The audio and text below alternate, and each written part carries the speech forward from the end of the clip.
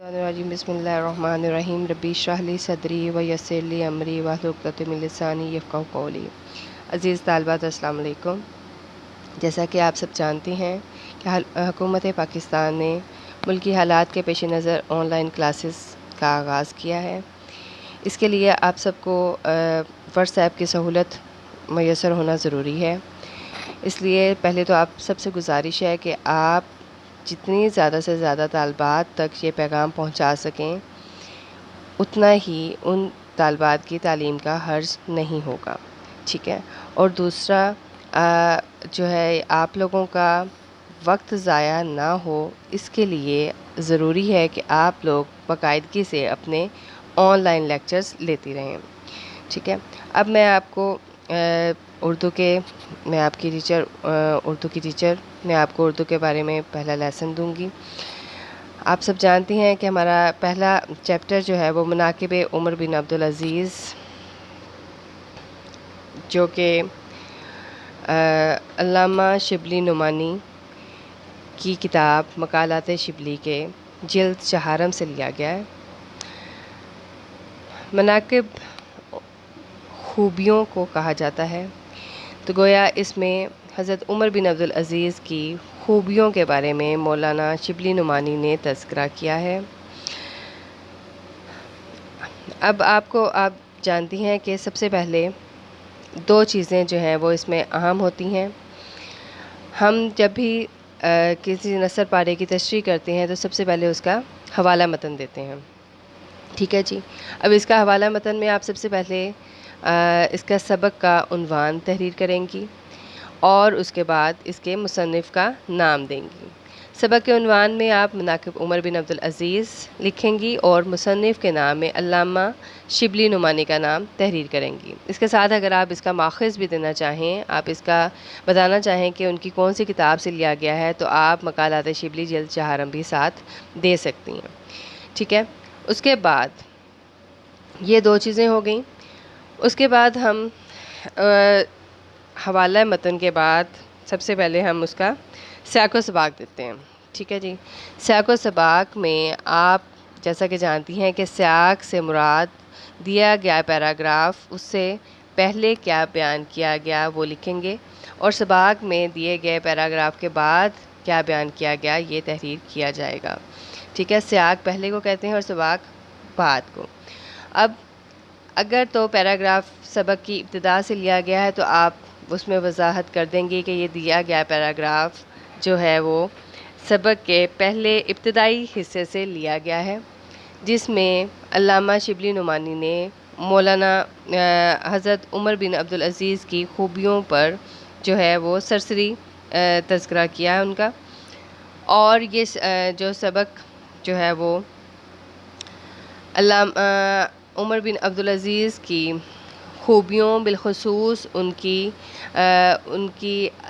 अदलिया, उनके फ़ैसलों के बारे में जो है उन पर बिलख़ुसूस इसमें उन्होंने रोशनी डाली है, और उसमें भी उन्होंने जो गैर मुस्लिम हैं उनके साथ उनके रवैये को बिलख़ुसूस बयान किया, ठीक है। ये बातें हो गई। सबसे पहले क्या तहरीर करेंगी आप? हवाला मतन देंगी। हवाला मतन में क्या क्या आ जाएगा? सबक का उन्वान और मुसन्निफ़ का नाम, ठीक है जी। उसके बाद मैंने दूसरी बात क्या बताई आपको कि आप सियाक़ व सबाक़ देंगी। देखें, इनकी बाकायदा क्लासिफ़िकेशन की जाती है। हवाला मतन के 2 नंबर होते हैं, सबक का उन्वान और मुसन्निफ़ के नाम के। उसके बाद सियाक़ व सबाक़ के 3 नंबर होते हैं, और उसके बाद तशरीह के 10 नंबर जो हैं वो आपके पेपर में शामिल होते हैं, यानी ये कुल 15 नंबर का पैराग्राफ आपको तशरीह के लिए आता है। अब ज़रा हम इनकी मनाक़िब उमर बिन अब्दुल अज़ीज़ की तशरीह पर जो है वो सरसरी नज़र डालते हैं। अब देखते हैं यहाँ पे मनाक़िब का क्या मतलब होता है? खूबियाँ, किसी शख्सियत की खूबियाँ बयान करना। अब यहाँ पर अल्लामा इब्न जोज़ी जो मशहूर मुहद्दिस गुज़रे हैं, मुहद्दिस किसे कहते हैं? हदीस लिखने वाले को। हज़रत उमर फ़ारूक रज़ी अल्लाह तआला अन्हु और उमर बिन अब्दुल अज़ीज़ के हालात में एक किताब लिखी थी जिसका नाम सीरतुल उमरैन रखा था। सीरतुल उमरैन, 2 उमरों की सीरत। हमने ये किताब मिस्र के कुतुबखाना खदाविया में देखी थी। مصر کا ایک کتب خانہ ہے جس کا نام خدیویہ ہے، جس سے الفاروق کے لیے بہت سے مفید معلومات انتخاب کیے تھے، یعنی انہوں نے وہاں سے حوالے کے لیے بہت سی دیگر معلومات بھی اخذ کی تھی۔ علامہ موصوف نے اس کتاب میں صرف ان باتوں کو لیا ہے جو زیادہ تر ان کے اخلاق اور عدل و انصاف سے واسطہ رکھتی ہیں۔ میں نے آپ کو بتایا کہ جس میں انہوں نے زیادہ انصاف کے تقاضوں پر جو ہے انصاف اور غیر مسلمانوں کے ساتھ کیسے جو ہے وہ حسن سلوک ہونا چاہیے، اور عدلیہ کے معاملات میں انہوں نے غیر جانبداری کا مظاہرہ کرتے ہوئے جو غیر مسلم ہیں ان کے ساتھ بھی بالکل جو ہے وہ توازن رکھا ہے۔ اس کے بعد وہ کیا کہتی ہیں کہ چنانچہ ہم چند واقعات کو اس موقع پر نقل کرتے ہیں۔ ان میں حضرت عمر بن عبدالعزیز کے واقعات اور حالات میں سب سے زیادہ جو چیز قابل لحاظ ہے، یعنی جو بات بیان کرنے کے قابل ہے، جو رویہ ان کا جو ہے وہ قابل تحسین ہے، وہ غیر مذہب والوں کے ساتھ ان کا طرز عمل ہے، ان کا جو ہے وہ سلوک ہے کہ وہ غیر مسلم کے ساتھ کس طرح سے پیش آتے تھے۔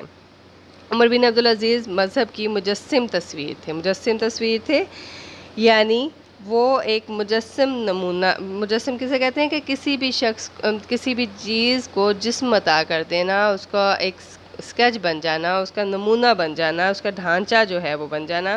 یعنی وہ کہتے ہیں کہ جس طرح کا مذہب میں جو جو احکامات دیے گئے، جو جو تعلیمات دی گئیں، حضرت عمر بن عبدالعزیز کی شخصیت بالکل انہی احکامات کے مطابق تھی۔ مذہبی حیثیت سے ان کو عمر ثانی کا لقب دیا گیا ہے۔ عمر ثانی یعنی دوسرا عمر۔ ایک عمر کون سے ہو گیا؟ حضرت عمر فاروق رضی اللہ تعالیٰ عنہ۔ اور انہوں نے جس طرح سے حضرت عمر فاروق نے اپنے دور میں انصاف کی داغ بیل ڈالی، ٹھیک اسی طرح انہوں نے حضرت عمر بن عبدالعزیز نے بھی انصاف کا بول بالا کیا اور عین توازن قائم رکھا۔ اچھا جی، وہ کہتے ہیں ان کا جو طرز عمل تھا ان کی شخصی حالت نہیں بلکہ مذہب اسلام کا اصلی طرز عمل ہے۔ ان واقعات میں سے ہم ایک واقعے کا ذکر کرتے ہیں۔ ٹھیک ہے جی، اب چونکہ آج ہمارا پہلا لیکچر ہے اس لیے میں آج کے لیے اتنا ہی رکھوں گی۔ آپ یہ پہلا پیراگراف اس کو اچھی طریقے سے ریڈ کیجئے گا، اسے پڑھیے گا، اور اس میں آپ کو اگر کوئی ابہام ہو، کوئی مشکل ہو تو آپ مجھ سے جو ہے اس کو ہم کل دوبارہ سے دہرا بھی سکتے ہیں۔ اور اس کے ساتھ آپ کو میں دوبارہ یہ ایک گزارش کروں گی کہ آپ اپنی دوستوں کو، اپنے ساتھیوں کو ضرور